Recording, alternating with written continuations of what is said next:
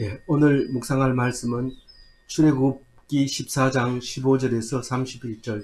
여호와께서 모세에게 이르시되 너는 어찌하여 내게 부르짖느냐 이스라엘 자손에게 명령하여 앞으로 나가게 하고. 오늘 말씀은 홍해를 건너는 이야기입니다. 우리 영화를 만들어 놓으면 이 집중이 잘 되는 장면이죠. 홍해를 딱 물을 가르고 마차가 지나가고 빠져 죽는 장면. 사실 촬영하기도 굉장히 어렵고, 또 그림은 이렇게 그릴 수 있지만 영화를 찍는다는 것은 참 어려운 장면입니다. 그러나 많은 사람들이 이 홍해의 기적을 다 기억하고 있고 그 장면을 머릿속에 다 그림을 그리고 있습니다. 오늘 이 글을 자세하게 그 모양을 보는데 15절에서부터 28절까지가 홍해를 건너는 장면이거든요. 영화를 만들면 여기가 이제 집중적으로 읽어져야 되고 그것을 가지고 바탕으로 이제 영화를 찍어야 될 겁니다. 이거를 봅니다. 보면은 여호와께서 모세에게 이르시되 어찌하여 내게 부르짖느냐 이스라엘 자손에게 명령하여 앞으로 나가게 하고, 이렇게 얘기할 때 사실은 모세는 하나님께 부르짖지 않았어요. 그렇지만 누가 부르짖었어요? 백성들이 부르짖었어요. 그러니까 모세는 곧 하나님이기도 하지만 또 모세는 이스라엘 백성이기도 한 거죠. 아주 극단적으로 얘기하면 하나님과 이스라엘 백성은 하나인 거죠. 이스라엘 백성이 한 것을 하나님이 했다 그러고, 또 하나님이 하라는 것을 이스라엘 백성이 순종하고, 그럼으로써 그건 하나입니다. 그래서 누구에게 말했느냐 생각해 보면 그게 그 말입니다. 너는 어찌하여 내게 부르짖느냐. 이 말은 모세가 하나님만 쳐다보고 두 손을 들고 있었다는 사실입니다. 우리는 무슨 일이 터지면 갈팡질팡합니다. 우왕좌왕합니다. 쩔쩔맵니다. 패닉 상태에 빠집니다. 그런데 하나님은 딱 말씀하실 때 왜 그렇게 하고 있느냐 이겁니다. 사업을 할 때나 무슨 사건이 터졌거나 이럴 때마다 하는 짓이 기도원에 와서 기도합니다. 그런데 하나님이 어찌하여 내게 부르짖느냐 그렇게 얘기를 합니다. 뭐 어떻게 하라고요? 이스라엘 자손에게 명령하여 앞으로 나가게 하고 믿음에 따른 행위를 보여줘라. 너희들이 자꾸 믿는다 하면서 기도만 하는데 그 믿음은 그 정도면 됐어. 말은 그 정도면 됐어. 기도는 그 정도면 됐어. 이제는 행동을 해라. 네가 만약에 시험 붙게 해달라고 기도하려면 나한테 한마디만 하면 돼. 안 하면 안 되지만 한마디만 하면 돼. 그리고 나머지는 공부를 해야 되지. 그게 믿고 공부하면 머리가 맑아지지만 불안해하면 머리에 안 들어가니까 믿음으로 공부하다 보면 내가 넣어주려면 넣어주고 떨어지게 하려면 떨어지게 하니까 너는 기도원에 오는 게 아니라 공부하러 가라. 그렇다고 해서 기도하지 말라는 게 아니라 기도를 하고 가라. 그 얘기를 하는 거죠.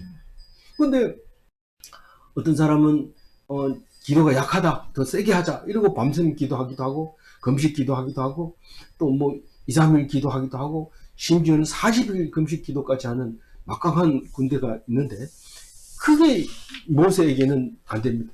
그래서 천주교에서는 이럴 때, 이 다급할 때는 화살 기도를 하게 되는데 개신교는 화살 기도가 필요 없습니다. 바로 믿고 행위로 들어갑니다. 앉아서 부르짖는 게 아니라 말씀을 딱 읽고 기도하고 듣고 고백한 다음에 그 말씀대로 진행하는 것이 명령하는 거예요. 명령은 성경을 보고 말씀을 깨닫는 거예요. 이스라엘 자손이. 그래서 기도원에 가고 싶으면 빨리 제자리에 앉아서 기도하고 바로 성경을 읽으면 기도원에 가는데 기름값도 안 들고 시간도 낭비하지 않고, 그리고 성경을 읽다 보면 바로 지혜를 줍니다. 힘을 주면서 이걸 놓쳤구나. 그 사람한테 가서 이런 얘기를 해야지. 또 혹은 그 사람에게 필요한 것은 뭐지? 그러면서 그 서류 준비를 할 때도 있고 어떤 때는 공부를 할 때도 있고 또 모르는 단어를 찾아가 좀 외우기도 하고 어떤 때는 문제를 다시 한번 내가 보기도 하고, 그게 자손에게 명령하여 앞으로 나가게 하는 겁니다. 명령하라 이 말은 명령을 누가 내리는데요? 뭐 내가 명령 내리면 말 듣습니까? 누가 나에게 명령도 안 하는데 말씀 속에 거기 들어있다는 거예요. 명령이라면, 명령 이 단어 나오면 말씀, 하나님의 말씀 이러면 성경 이렇게 바로바로 튀어나와야 되는데 그 사람 뭐 옛날에 뭐 하나님이 모세에게 직접 얘기했대 뭐 이렇게 해버리면 이 성경을 안 읽는 게 훨씬 낫습니다. 차라리 설거지 해주고 칭찬받고 또 남에게 맛있는 음식 해주고 칭찬받고 이게 훨씬 낫습니다. 그러나 그보다 더 중요한 것은 성경을 읽고 깨닫는 겁니다. 이 하나님이 제사를 원치 않는구나. 우리 아픈 마음을 원하는구나. 내가 상했는 내가 얼마나 속상했는지 얼마나 마음이 아팠는지 이 상처받은 마음을 하나님이 원하는구나. 이게 정상이구나. 하나님 나를 사랑한다는 뜻이구나. 성경을 읽어보면 그게 딱 나오는 거예요. 그래서 지팡이를 탁 들고 다니는 항상. 지팡이가 뭐라 했어요? 성경. 모세는 손에 지팡이가 들려 있었더라. 하나님 말씀을 들고 구원하러 갔잖아요. 그래서 지팡이 아니면 안 됩니다. 원래는 뭐예요, 지팡이? 모세에게는 양을 구렁텅이에 빠졌을 때 건져 올리는데 이리가 와서 물 때 집어 던져서 이리를 쫓는 거. 그런데 사용하는 게 지팡이지 사람 두드러 편다든가 양을 두드러 편다든가 이런 데 쓰는 지팡이 아니고 어떤 사람은 이 지팡이 딱 들고 성경 몇 번 읽어서 뭐 이렇게 하기도 하고 뭐 주일날 뭐 사먹으면 망나는 치고 이런데 그건 옛날에 그렇고 요즘은 지팡이가 그렇게 사용하면 혼나죠. 안 합니다. 그러니까 겁낼 필요는 없고 16절 읽어봅니다. 지팡이를 들고 손에 바다 위로 내밀어 그것을 갈라지게 하라. 이스라엘 자손이 바다 가운데서 마른 땅으로 행하리라. 사실은 하나님이 지팡이를 들고 바다를 치면 바다가 갈라지고 그 마른 땅 위로 이스라엘 백성이 가는 거 그 영화 찍을 수 있어요. 얼마든지. 좀 부족한 거는 그래픽으로 처리하고 전부 이렇게 하면 영화 참 멋있는 게 나옵니다. 그래서 돈 얼마 안 들이고 많은 관객을 끌어들여서 돈을 버는 영화관도 있는데 어쨌든 지금은 눈을 이제 속이는 방법, 그림 그리는 방법. 그런데 이게 그림이 어떻게 그려지느냐에 따라서 이제 진실이 또 사실이 보여지기 때문에 많은 사람들이 호응을 얻으면 관객이 많아질 거고 그렇지 못하면 실패하고 돈만 내버리는 그런 영화가 되겠죠. 지팡이를 손에 들고 바다를 내밀면 길이 갈라진다는데 내가 한번 해볼게요. 이렇게 하면 갈라질까 안 갈라질까요? 그럼 이건 도대체 뭔 말입니까? 이거는 픽션입니까? 이게 허구입니까? 이건 그냥 만들어낸 얘기입니까? 아니에요. 이건 아니에요. 성경은 이렇게 썼지만 사실 모세는 미디안 광야에서 홍해의 그 일조 시간, 만조 시간 다 압니다. 그래서 그 때를 놓치면 안 되는 거예요. 그때를 놓치면 안 돼요. 그러면 바로 물로 들어가라 하면 들어가야 되고 이제 만조 시간이 돼서 손을 딱 내밀면 물이 다시 쫙 몰려들어야 되고 그렇게 하는 거죠. 그거를 우리는 흉내 낸다고 성경 있는 대로 이렇게 했는데 왜 우리는 안 돼요? 지금이나 그때나 똑같아. 바다가 갈라지는 것은 그때는 갈라지고 지금은 안 갈라지고 모세만 그래서 갈라지고 그게 아니다. 자세히 읽어봐라. 이렇게 합니다. 그래서 손을 딱 내밀면 이 성경대로 하면 그렇습니다. 손을 딱 내밀면 바다 가운데가 딱 말라지는데 왜 어떻게 말하는데요? 이러면은 자세히 적혀놨어요. 동풍이 그걸 말이렇게 한대요. 17절 읽어봅니다. 내가 애국 사람들의 마음을 완악하게 할 것이니 그들이 그 길을 따라 들어갈 것이라. 내가 바로와 그의 군대와 그의 병거와 마병으로 말미암아 영광을 얻으리니. 이 바다를 갈라지게 하면은 정확한 때 지팡이를 내밀어야 되죠. 그래서 정확하게 갈라집니다. 이 음력, 지금은 우리 양력을 쓰니까 그렇지만 음력은 날마다 외우고 있기 때문에 언제 만조가 오는지 간조가 되는지 다 압니다. 그래서 그거를 다 기억하고 있다가 이제 하는데 그 하나님 안 도와주면 안 됩니다. 그건 뭐 안다고 해가지고 사람 지식으로 되는 게 아니고 하나님이 도와주셔야 돼요. 그런데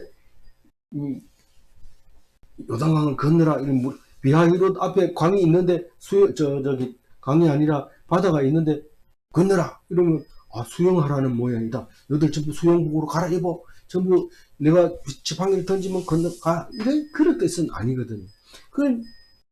이 얘기는 뭐냐면 너희들이 건너갈 수 있는데 어떻게 건너가든지 그때 건너갈 수 있는데 이 그때 건너가는 것을 누구는 모른다? 바로는 모른다. 모르는데 바로가 너희들을 잡아러 오는 것으로 말미암아 수장시키려고 하는 내가 하려고 한다. 그러니까 내 말만 믿고 그대로 해라. 그렇게 했어요.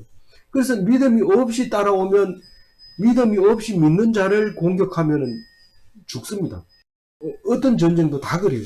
믿음 없는 사람이 믿음 있는 사람이 하나님과 함께 할 때 불신자들은 어떤 결과가 오는지 내가 보여주겠다. 그래서 대적이 멸망하는 것이 하나님의 영광이다. 이스라엘의 구원이다. 이걸 얘기합니다. 어제도 나왔지만 똑같은 말입니다. 하나님이 여호와인 줄을 알 때 하나님께서는 영광을 얻습니다. 그런데 오늘 18절 한번 읽어봅니다. 내가 바로와 그의 병거가 나병으로 말미암아 영광을 얻을 때에야 애국 사람들이 나를 여호와인 줄 알리라 하시더니. 그러니까 이 60만 대군이 식구들을 일구고 250만 명이 홍해 바다를 건너는 것이 중요한 게 아니고 건너는 거는 얼마든지 건널 수 있다. 왜냐하면 모세가 그걸 알고 건너왔기 때문에 그 건너는 게 문제가 아니라 바로가 거기에 빠져 죽는다는 사실이 중요한데 빠져 죽는다는 얘기는 바로 내가 했다는 것을 알게 하려고 하는 것이다. 목적은 거기에 있다. 그 얘기를 합니다. 자세히 읽어보면 애굽 사람들이 나를 여호와인 줄 알리라 이렇게 말합니다. 그런데 31절에 가보면은 이스라엘이 여호와께서 애굽 사람들에게 행하신 그 큰 능력을 보았으므로 백성이 여호와를 경외하며 여호와와 그의 종 모세를 믿었더라 이렇게 나옵니다. 다시 말해서 애굽 사람들이 하나님을 믿었더라가 아니고 하나님의 백성이 하나님을 믿었더라 이렇게 얘기하잖아요. 18절은 애굽 사람이 알리라 이랬는데 여기서는 하나님 백성이 알리라 이렇게 하면 무슨 말이에요? 애굽 사람들이 하나님인 줄 알면 뭐가 돼요? 이스라엘 백성이 되는 거예요. 그러니까 18절처럼 얘기하지만 사실은 31절처럼 얘기하는 거예요. 그러니까 이스라엘은 혈적으로 맺어진 족속입니까? 아니고 뭘로 맺어진? 하나님의 믿음으로 된 족속이에요. 하나님 장자도 혈통으로 장자가 아니라 믿음으로 장자가 되는 거죠. 그래서 요셉을 믿음으로 총리가 됐기 때문에 요셉에게 장자권을 줍니다. 그래서 2배의 유산을 물려주게 되고 아브라함도 장자가 아니고 이삭도 장자가 아니고 야곱도 장자가 아니고 요셉도 장자가 아니지만 장자의 분깃을 받았고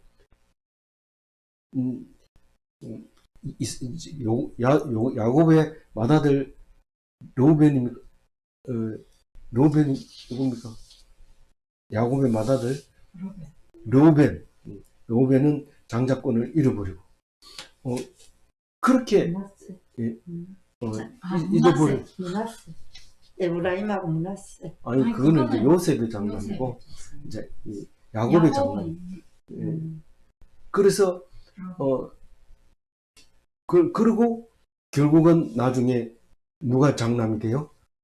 네 번째 아들 유다가 장남이 돼서 믿음을 지켜오게 되죠. 예수님까지 올 때까지 계속 유다가 되면서 예수님이 이제 하나님의 장자로 아들로 우리가 족보에 올리게 되고 우리는요 믿음으로 장자가 되는 것이죠.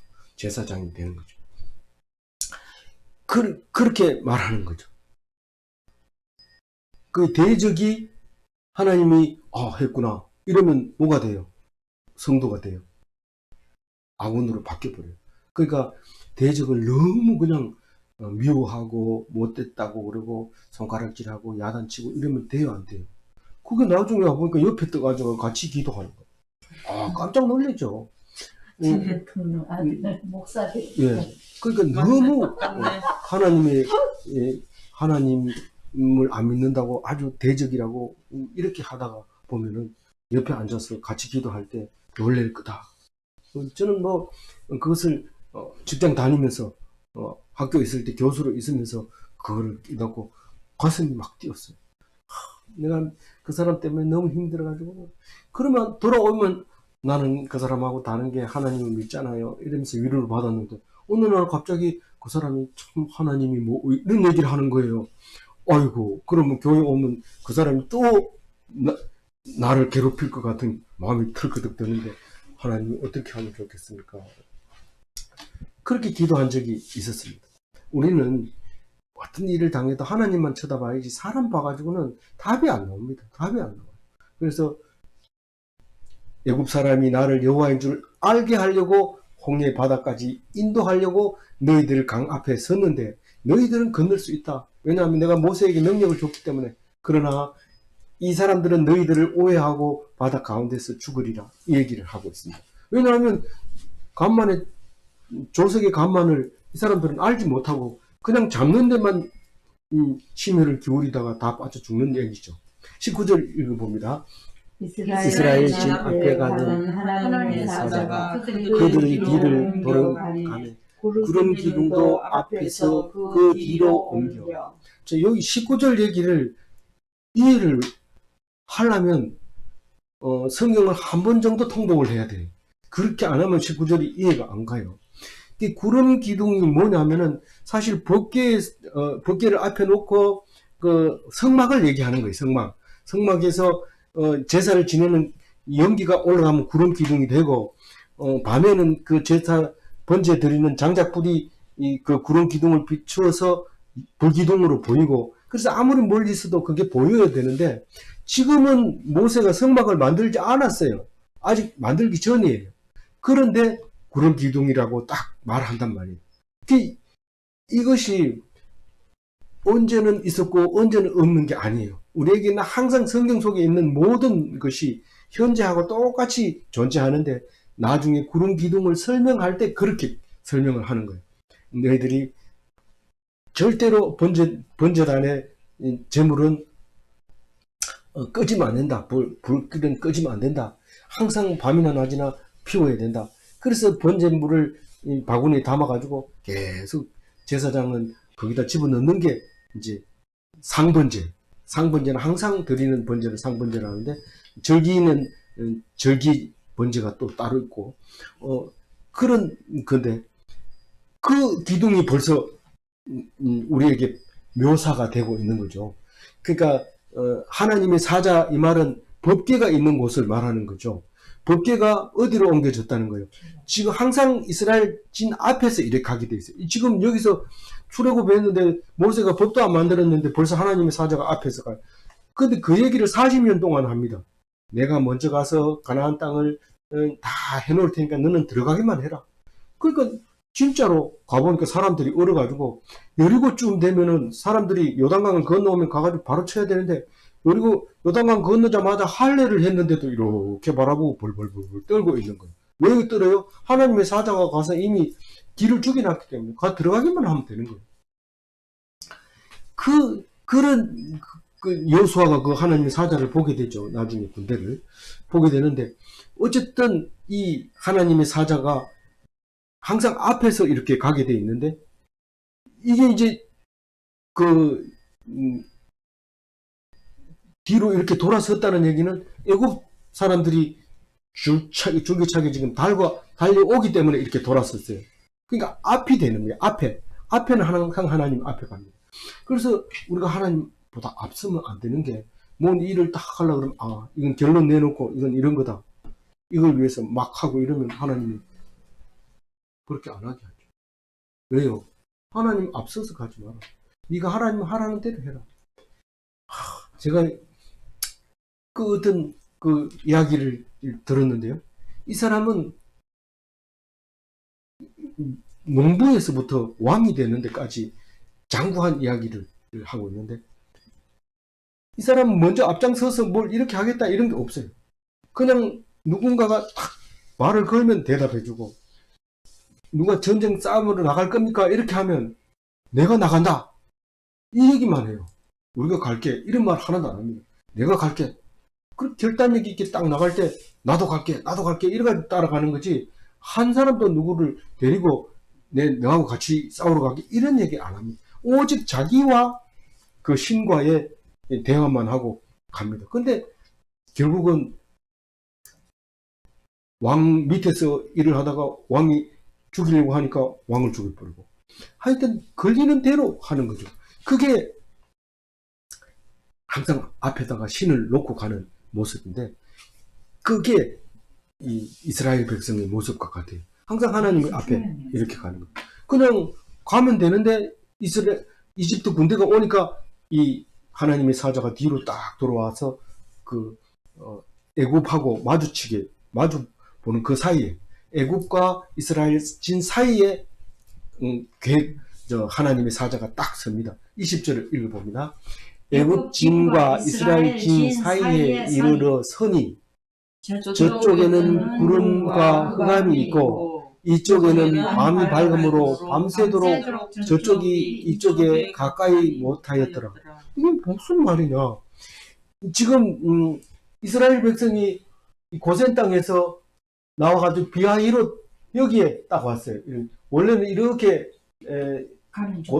이렇게 가면 블레셋 땅으로 이렇게 가면 좋은데 그 길로 안 가고 이렇게 광야길로 해서 여기까지 왔어요. 여기 이제 홍해를 건너려고 비하히롯 앞에 딱 왔는데 지금 이런 일이 생겼어요. 오늘 3일째 밤이에요. 이틀 자고 숲곳에서 하룻밤 자고 그 다음에 하룻밤 더 자고 여기 이제 온 거예요. 3일째 저녁이 된 거예요. 3일째 저녁.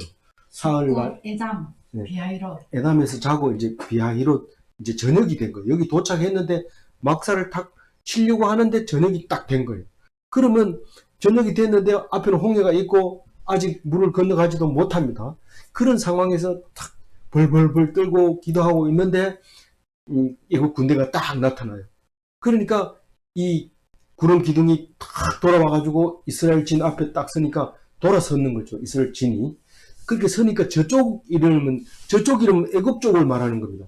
애굽 쪽은 무슨 쪽이에요? 서쪽이고, 그리고 동쪽은 이스라엘이고 이렇게 돼 있어요. 그러니까 저쪽은 뭐가 있어요? 구름이 있고 흑암이 있고, 이쪽에는 밤이 밝음으로 밤새도록 저쪽이 이쪽을 가까이 하지 못하더라. 이쪽에 보면 해가 서쪽으로 지기 때문에 이쪽이 저녁이 먼저 옵니다. 그늘이 딱 지면서 깜깜해지죠. 그럼 이쪽은 아직 밝아요. 예, 이쪽은 밝아. 그래서 바다에 있는 쪽에는 지금 밝고 저쪽은 어두운 그런 상태에서 왜 가까이 못하느냐, 그건 모르죠. 모르지만 어쨌든 어두움과 밝음의 싸움이에요. 그게 믿음이죠. 어두움과 밝음의 싸움인데 어두움은 힘을 못 쓰는 거예요. 마차도 앞이 보여야 가죠. 깜깜해지면 가지를 못하지. 근데 이치적으로 말하면 어두운 데서는 밝으러 옳은 데로 올 수 있고 밝은 데서 어두운 데로 가기가 더 안 보이니까 어려운데. 팩트로 말하자면 그런 거죠. 그렇지만 이것은 믿음으로 표현하는 거고 자손 만대까지 배우게 하는 성경이기 때문에 어두움의 싸움과 밝음의 싸움. 그래서 어두움이 이기지 못하는 거예요. 밝음은. 그런 말을 예수님께서 하시는 것처럼 그렇게 하는 거죠. 그래서 서쪽이 먼저 일몰이 시작돼서 흑암이 먼저 왔다. 이렇게 이제 이해를 하시고 늘어갑니다. 근데 밤새도록 그랬느냐? 밤새도록 그랬다는 거예요. 시간이 멈췄다는 거예요. 이건 진짜 그럴까요? 지금 급박한 상황에서 밤새도록이라는 얘기는 우리는 시간을 어떻게 봐야 될지 모르죠. 시간을 늘려야 될지 오므려야 될지 모르는데 여호수아 10장 12절에 이런 말이 있어요. 한번 읽어볼까요? 여호와께서 아모리 사람을 이스라엘 자손에게 넘겨주시던 날에 여호수아가 여호와께 아뢰어 이스라엘 목전에서 이르되 태양아 너는 기브온 위에 머무르라. 달아 나도 아얄론 골짜기에서 그리할지어다 하며. 이건 지금 여호수아가 그 이스라엘을 정복할 때 지금 해는 다 지어갑니다. 해지는 싸움 못해요. 어두워서 안 보이니까. 그게 해야 좀 제발 좀 기다려달라. 내 이 사람들 다 죽일 때까지. 그래가지고 다 계속 기다려달라 하면서 죽였는데 딱 마지막에 사람 죽이고 나니까 해가 딱 넘어가는 거예요.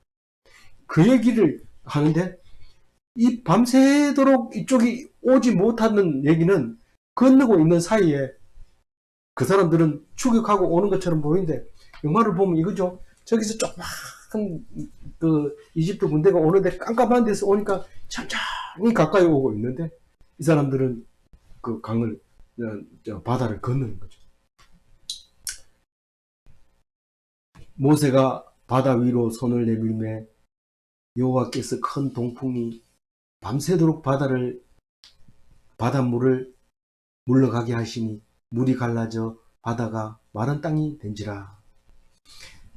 동풍이 여기서 이렇게 바람이 불면 이 강이 간조가 돼서 싹 빠져나가고 바람이 불면 그 갯벌이 꾸덕꾸덕 마르면은 사람들이 건널 수 있는 거죠. 그 건너가는데 이 로마 병들은 이집트 군대는 그걸 모르니까 이 병거를 타고 들어오는데 병거는 빠지죠. 진창 갯벌에는 병거는 흘러가지 못합니다.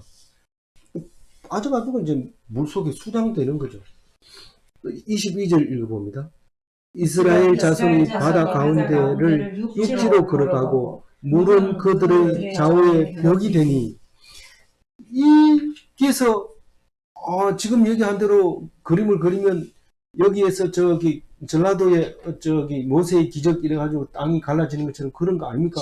그렇게 진도 앞바다에 있는 그거 아닙니까? 그게 맞지만은 그러면 좌우에 벽이 되니 이게 무슨 말입니까? 실제로 영화를 보면 이 몇 길 되는 높은 그 물이 수직으로 서가지고 이스라엘 백성이 지나가는 것을 이제 묘사하는 것을 볼 수 있는데 이 벽이라는 것은 막혀있는 절벽, 다시 말해서 배수진입니다.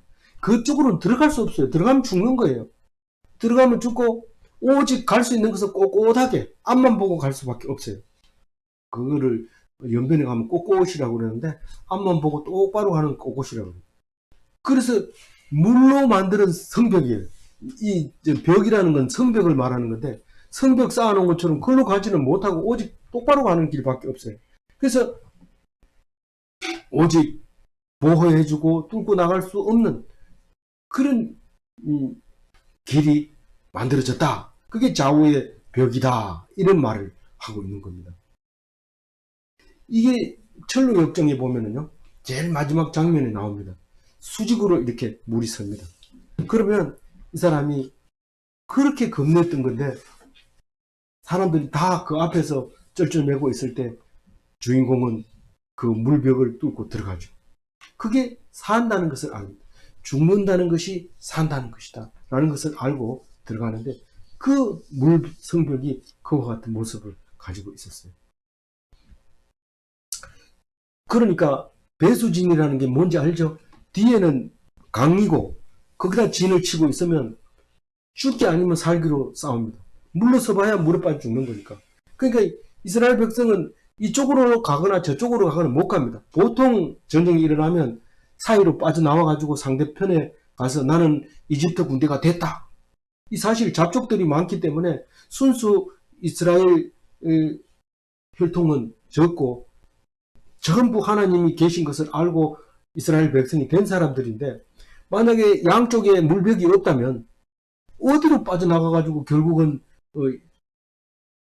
반기를 들어서 오히려 대적을 할 수 있는데 그런 틈이 없다는 게 좌우의 벽이 되었다. 그런 말을 하고 있는 거죠. 성경적인 표현이죠. 성경적인 표현. 다른 데서는 이런 말을 잘 안 쓰는 거죠. 그래서 썰물이 돼서 물이 다 빠진 상태에서 길을 건너게 됩니다. 23절 읽어봅니다. 애굽 사람들과 바로의 말들, 병거들과 그 마병들이 다 그들의 뒤를 추적하여 바다 가운데로 들어오는지라. 왜 그렇게 빨리 못 달려오고 이제서 들어오니까? 하나님이 그렇게 한 거죠. 이제 만조가 돼서 물이 쫙 들어올 때가 되니까 이 사람들이 쫙 들어오는 거예요. 갯벌에 쫙 빠지는 거예요. 그럼 바퀴들이 진창에 빠지면 오도 가도 못하게 되는 거예요. 거기 보면 언제라고 해요? 14절 읽어봅니다. 24절. 새벽에 여호와께서 불과 불구름 가운데서 애국 군대를 보시고 애국 군대를 어지럽게 하시며 이 애국 군대가 딱 들어왔는데 불기둥, 구름 기둥, 불기둥과 구름 기둥이 동시에 나오면은 밤도 아니고 낮도 아니고 이런 뜻입니다. 그러니까 새벽녘이 됐다는 거죠.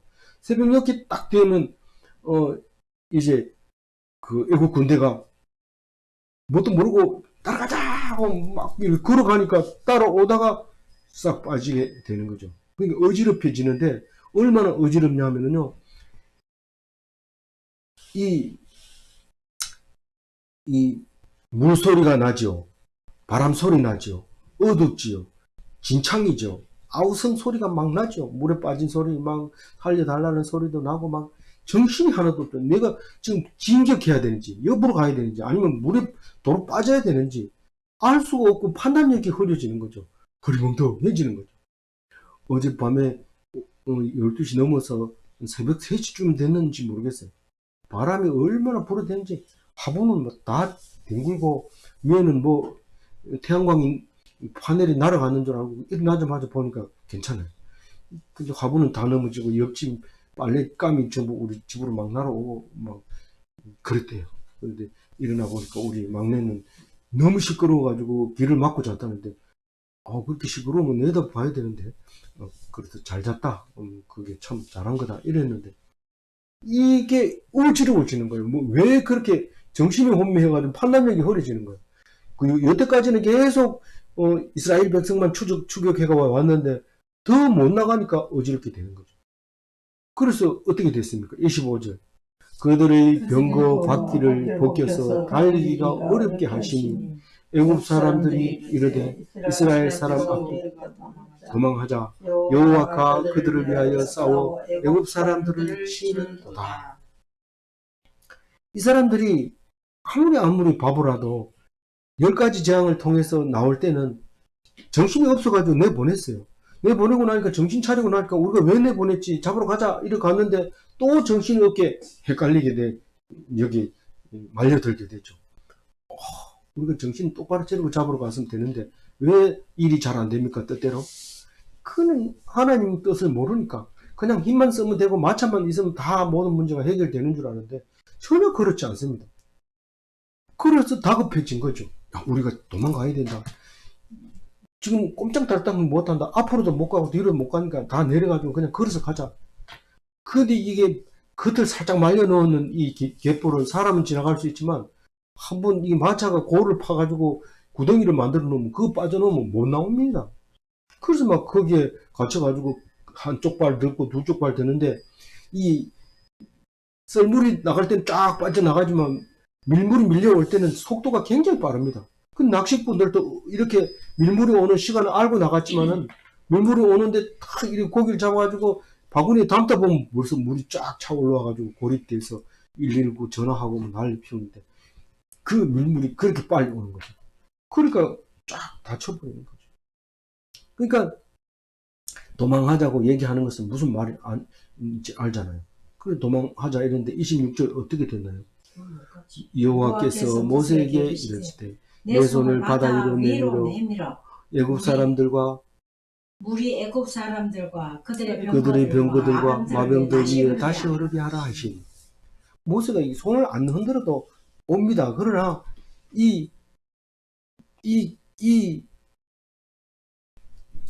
이집트 군대가 가운데 딱 왔을 때 탁 그 물이 와가지고 수장시켜버려요.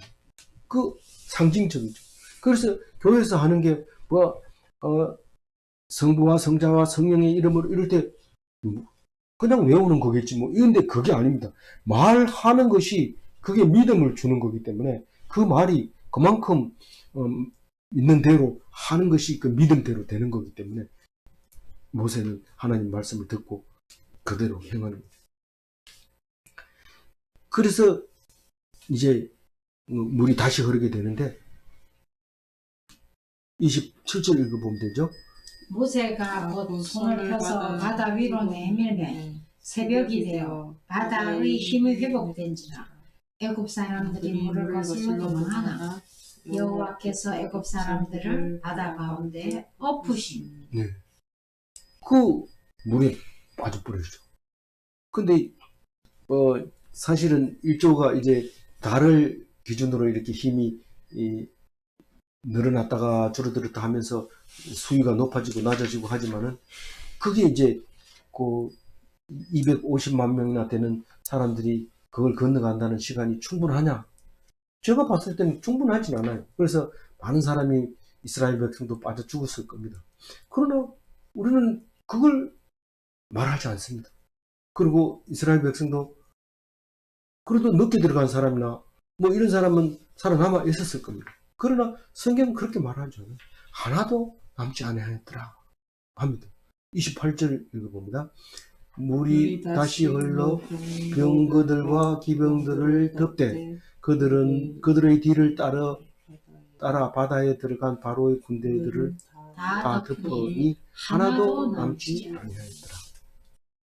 그래서 우리는 성경을 읽을 때 정신을 똑바로 차려 읽어야지. 그냥 읽으면 당군 할아버지가 뭐 이러면서 마늘 먹고 곰이 됐는 거하고 비슷하네 뭐 이러면서 말도 안 되는 얘기를 막 하네 이렇게 읽어버리면 차라리 안 읽는 게 더 나을 수도 있어요. 그래서 자세하게 읽으면 우리에게 다 가르쳐 주는데 재밌다 이러면서 우리 영화 보러 가자 이러면 안 되고 이 성경을 보고 영화를 봐야 저건 저렇게밖에 표현을 못하는 거야. 참 그것도 잘 찍었네 돈 많이 들었겠다 이 정도로 이렇게 영화를 봐야 되지 영화를 보고 다 안다 이러면서 성경을 대충 보고 이러면 안 되고 그래서 성경적으로 표현하는 방법은 어떤 것이다 잘 알고 그래야 나중에 다른 거 할 때도 이해가 되지 덮어놓고 이게 읽으면 미신처럼 읽어질 수도 있어요. 29절 읽어봅니다. 그러나 이스라엘 자손은 바다 가운데를 육지로 행하였고 물이 좌우의 벽이 되었더라. 잊어버리지 않고 좌우의 벽이 되었더라 이 말입니다. 다른 길이 없고 오직 그 길로만 갈 수밖에 없었다. 만약에 그 길을 벗어난 사람은 죽었다 이 말입니다. 그 길을 벗어난 사람은. 그게 똑바로 간 사람은 이스라엘 백성이고 빠져 죽은 사람은 이스라엘 백성이 아니고 출애굽해온 사람도 이스라엘 백성이 아니지만 와가지고 하나님이 했는 것을 깨달은 사람은 이스라엘 백성이 된 거고 이거는 성경은 꼼짝 못하게 써놓은 겁니다. 우리가 뭐 이걸 변경시킬 수 있도록 만들어 놓은 게 아닙니다. 그래서 똑바로 안 가고 삐딱하게 간 사람도 있지 않느냐? 아니다. 좌우에 벽이 되어 있었다. 그래도 그 들어가서 죽은 사람 있잖아. 그러면 그거는 이스라엘 백성이 아니다. 그러니까 건너온 사람은 하나도 안 죽었다. 다시 말해서 이스라엘 백성은 하나도 안 죽었다. 그런데 죽은 사람은 그건 다 이집트 사람이다. 그러니까 100% 하나도 안 남기고 다 죽었다. 그렇게 얘기를 표현을 합니다. 늘 성경을 읽을 때 이렇게 읽어주셔야 돼요. 안 그러면은 은혜가 안 됩니다. 이게. 그래서 모세를 따라온 게 좋을까요? 안 따라온 게 좋을까요? 따라온 게 광야 40년 정도 살고 적어도 미디안 땅에 40년 살았어야 이렇게 살아올 수 있는 거지. 그건 안 됩니다. 하나님이 했다고 그러는데 왜 모세가 했다고 그래요?